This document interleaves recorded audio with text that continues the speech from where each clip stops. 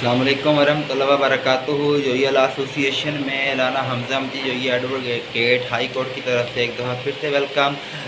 अब तक हमने गार्डियन एंड वार्ड एक्ट 1890 के चैप्टर 3 सेक्शन 42 तक कंप्लीट कर लिए हैं और मैं चाहता हूं कि आज हम गार्डियन एंड वार्ड एक्ट को कंप्लीट करके दोबारा से कल से हाई कोर्ट और सीआरपीसी और पाकिस्तान पीनल कोड और कानून शहादत की तरफ दोबारा आएँ। तो अब हम चैप्टर 4 शुरू करना चाहते हैं जो कि लास्ट चैप्टर है। इसका नाम है सप्लीमेंटल प्रोविजंस। 43 सेक्शन है order for regulating conduct of proceeding of guardians and enforcement of those orders. The court may, on the application of any person interested of its own motion, make an order regulating the conduct or proceeding. Motion make an order regulation the conduct or proceeding of any guardian appointed or declared by the court. Court जिस शख्स को चाहती है any interested person court में application दे सकता है और अगर कोर्ट्स को थिंक पॉसिबल लगे तो कोर्ट उस शख्स को गार्डियन अपॉइंट कर सकती है। क्लास 2 कहती है where there are more than one of the ward, जहाँ पे एक से ज़्यादा माइनर्स हों वार्ड हों and they are unable to agree upon a question affecting his welfare, और वो इस बात पे एग्री ना हो कि उनकी वेलफेयर सही तरीके से नहीं हो रही थी। Any of them may apply to the court for its direction, तो वो कोर्ट में एक एप्लीकेशन सबमिट कर सकते हैं उसकी डायरेक्शन के लिए। एंड द कोर्ट में make such order respecting the matters in different as it think fits, और कोर्ट को जो मुनासिब लगेगा कोर्ट उसके मुताबिक एक आर्डर जारी करेगी और वो order hope so that wards minors के हक में होगा। सेक्शन 44 की तरफ आते हैं जनाब। Penalty for removal of ward from jurisdiction, इस जहाँ पे जुरिस्डिक्शन ही नहीं बनती वहाँ पे क्या पेनल्टी हो सकती है। क्लास 1 और किसकी क्लास 1 है ही नहीं। इफ़ फॉर द पर्पस और with the effect of preventing the court from exercising it's authority with respect to a ward, a guardian exercising its authority with respect to a ward, a guardian appointed or declared by the court removes the ward from the limits of jurisdiction of the court, its contravention of the limits of jurisdiction of the court, its contravention of the provision of section 26 Guardian and Wards Act 1819. He shall be liable by order of the court to fine not exceeding 1000 rupees or to imprisonment in the civil jail, a term which may extend to 6 months। इसमें कितनी सज़ा हो सकती है, इतना fine हो सकता है। सेक्शन 45 कहता है penalty for contumacy in the following cases. Class A कहती है if a person having the custody of a minor fails to produce him और cause him to produce in compliance with the direction under section 12 sub section 1 or to do his utmost to compel the minor to return to the custody of his guardian in obedience to an order under section 25 सब section 1, वही जो पीछे हमने बताया है। Class B भी सही यही कहती है। ये एक पेनल्टी है जो गार्डियन होता है उसको दी जाएगी कि अगर वो अपनी लायबिलिटीज़ ड्यूटीज़ फुलफिल नहीं करता। सेक्शन 46 की तरफ आते हैं। Reports by collectors and subordinate courts.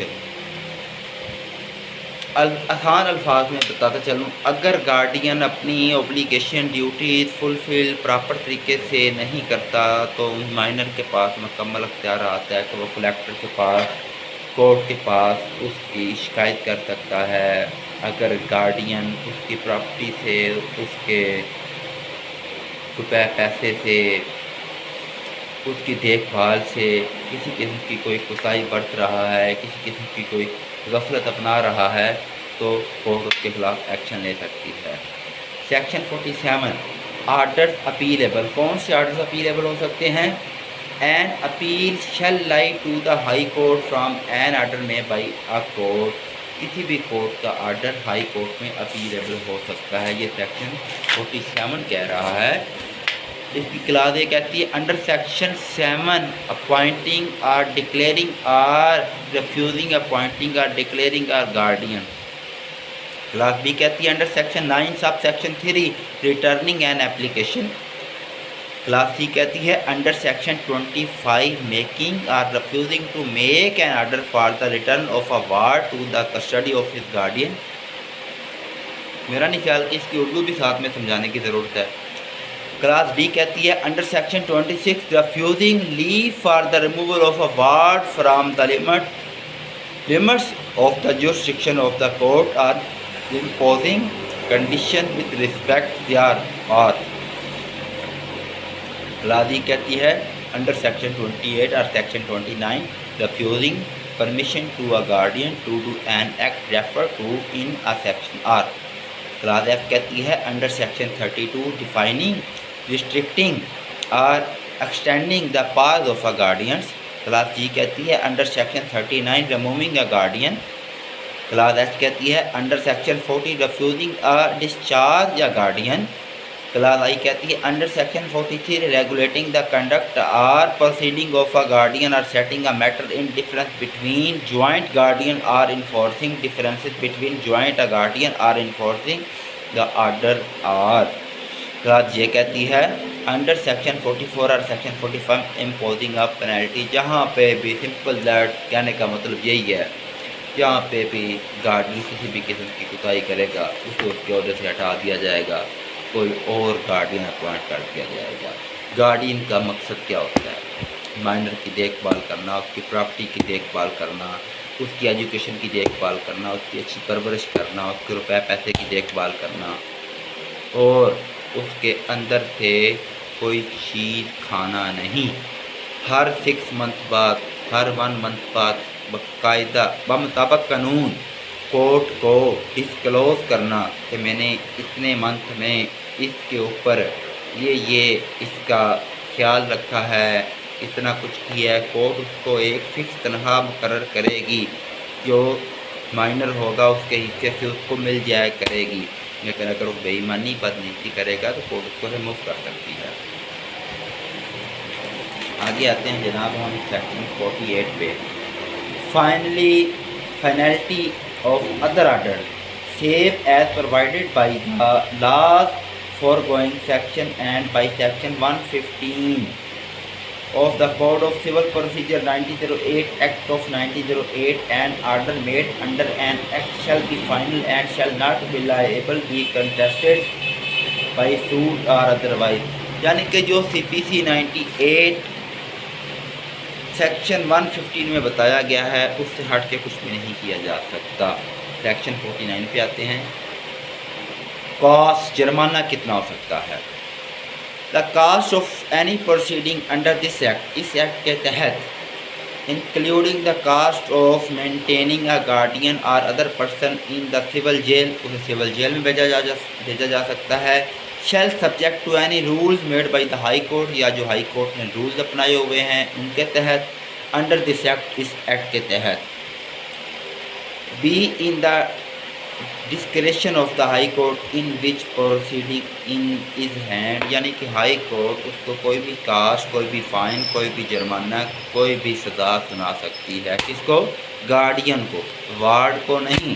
Ward minor होता है, उसकी देखभाल के लिए तो गार्डियन होता है यार। Sorry.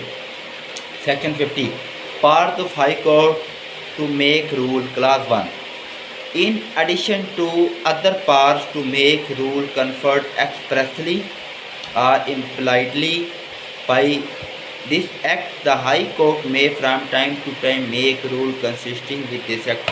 Time to time high court in rules में तब्दीली भी कर सकती है, या जो रूल हाई कोर्ट ने बताए हैं उनके अंदर जो भी चीज़ें हैं उसकी आगे class A as the matter respecting which and time at which report should be called from the collector and subordinate court. High court मुतल्लिका कलेक्टर को या सबऑर्डिनेट कोर्ट को किसी भी वक्त बजरिया ख़त, बजरिया लेटर बजरिया हुक्म आर्डर जारी कर सकती है कि जो माइनर की कस्टडी आपने जिस बंदे को दी है उसकी क्या कंडीशन है, क्या सूरत हाल है, मामला कहाँ तक पहुँच गया। क्लास बी कहती है as to allowances to be granted to and the security to be required from guardians and the cases in which such allowances should be granted. जो अलाउंसेस गार्डियन को दिए गए हैं क्या वो पूरे किए जा रहे हैं या नहीं, हाई कोर्ट इसके बारे में भी सवाल उठा सकती है। इवन दैट इसकी क्लास सारी पढ़ने की ज़रूरत नहीं है। इसमें हाई कोर्ट गार्डियन एंड वार दोनों की राइट्स एंड लायबिलिटी के मतलब सवाल उठा सकती है, और जहाँ पे हाई कोर्ट को जिस लिहाज से मुनासिब लगेगा हाई कोर्ट उस लिहाज से अपना डिसीजन सुना सकती है। सेक्शन 51, 52, 53 ओमिट हो चुका है, ख़त्म हो चुका है। लेकिन आज हमारा गार्डियन एंड वार्ड्स एक्ट कम से कम अल्हम्दुलिल्लाह ख़त्म हो चुका है। दोबारा कल से हम CRPC पाकिस्तान पीनल कोड और कानून शहादत और फैमिली कोड की तरफ दोबारा आएंगे। मैं चाहता हूँ कि हम ये 4 सब्जेक्ट पहले ख़त्म करें ताकि जो स्टूडेंट, ये 4 सब्जेक्ट इंतहाई इम्पोर्टेंट हैं, और अनकरीब हम कॉन्स्टिट्यूशन ऑफ पाकिस्तान भी स्टार्ट करेंगे। जो छोटी छोटी बाकी एक्ट्स हैं जैसे लिमिटेशन एक्ट्स है जो सिविल जज में आते हैं, कोर्ट फीस एक्ट आ जाता है, और भी लॉ ऑफ टार्ट आ जाता है। लॉ ऑफ टार्ट तो हर पाकिस्तान में नाफ्तुल अमल इतना नहीं है, लेकिन लॉ ऑफ टार्ट की एक अपनी हैसियत है। कंपनी लॉ आ जाते हैं, बाकी बेशुमार लॉज हैं। इंशाल्लाह ताला हम पूरे लॉज को मुकम्मल डिटेल से पढ़ेंगे। इंटरनेशनल लॉज आ जाते हैं, इस्लामिक लॉज आ जाते हैं, इंग्लिश लॉज आ जाते हैं, इंग्लिश जुरिस्प्रूडेंस आ जाती है, अमेरिकन कॉन्स्टिट्यूशन आ जाता है, ब्रिटिश कॉन्स्टिट्यूशन आ जाता है। इन सब को आहिस्ता आहिस्ता हम डिटेल से पढ़ेंगे। आज तक के लिए जनाब हमारे 2 लेक्चर हो चुके हैं। तब तक के लिए अल्लाह हाफ़िज़। मेरी तरफ से आप सबको अस्सलाम वालेकुम। पाकिस्तान जिंदाबाद। खुश रहें, दुआ में याद रखिएगा। अस्सलाम वालेकुम।